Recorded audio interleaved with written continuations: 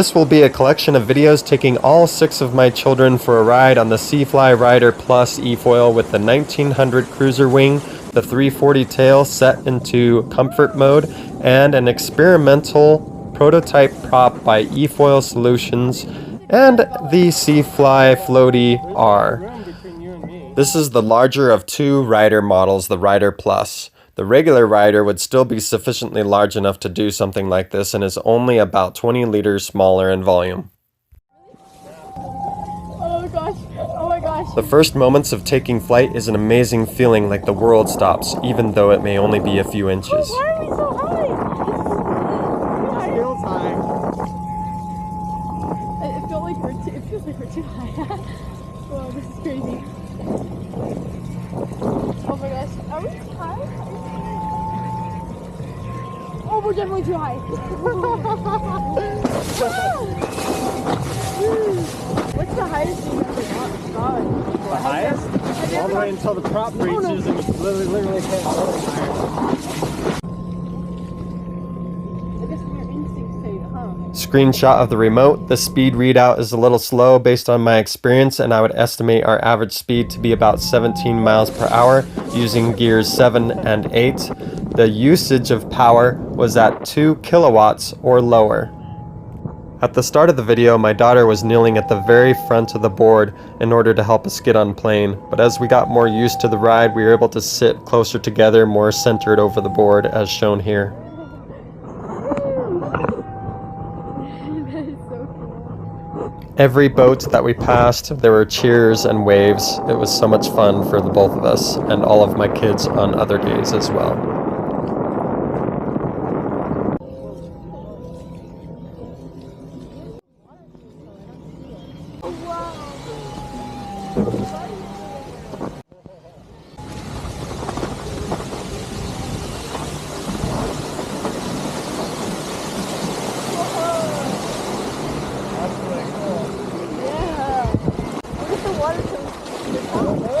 Only place with water. I don't know where it's coming from. Yeah, it's so weird. The water is lower. You get taller, more dramatic cliffs. But when the water is fuller, you can go deeper down the canyons. Because the canyons are fuller of water. So at every lake level, there's a new adventure, new formations to see, higher cliffs, shorter cliffs, deeper canyons.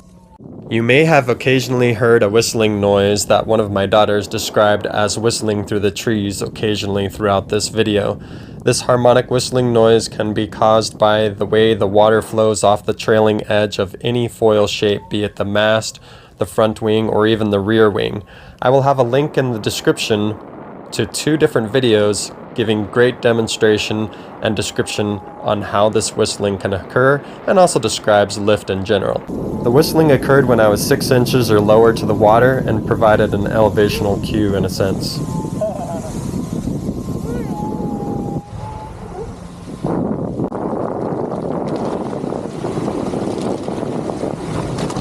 Amazing breach recovery. Amazing. Stopping to let the blood flow through the legs. What were you gonna say? I can't even open my knees all the way. Okay, yeah, we definitely need to stop sooner. Yeah. If we do a trip down to the dam again, we definitely gotta at least stop by the time we get to the dam. Or the mud waterfall. Well, if the mud waterfall is going again.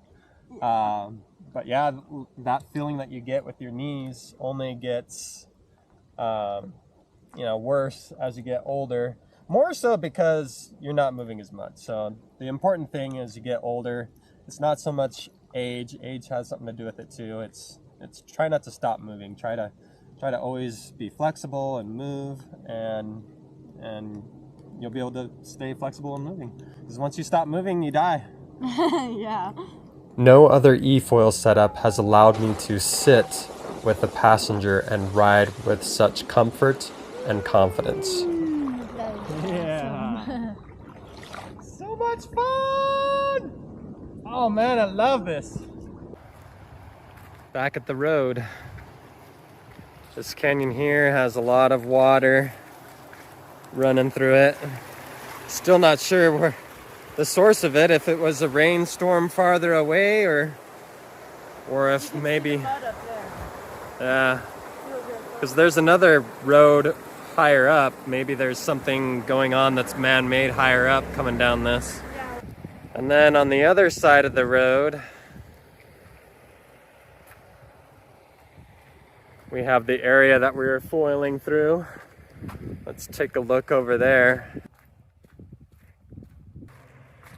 Right down there is coming out the other end of the storm drain. It's a lot farther down on this side. They made this storm drain really steep underneath the road. But there it is. So this is what was making our mud fall down in this part of the bay down here as we went toward the dam.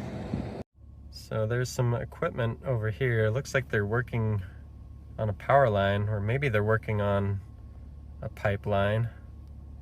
And then the water goes underneath the road just a little bit down here. We'll show you that. So there's where that equipment is. And then there's water coming down through here, pulling all the sediments and sand.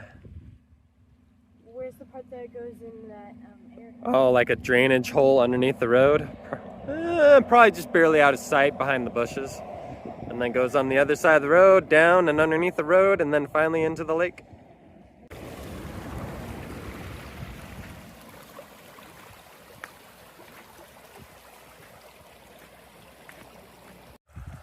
We found the storm drain.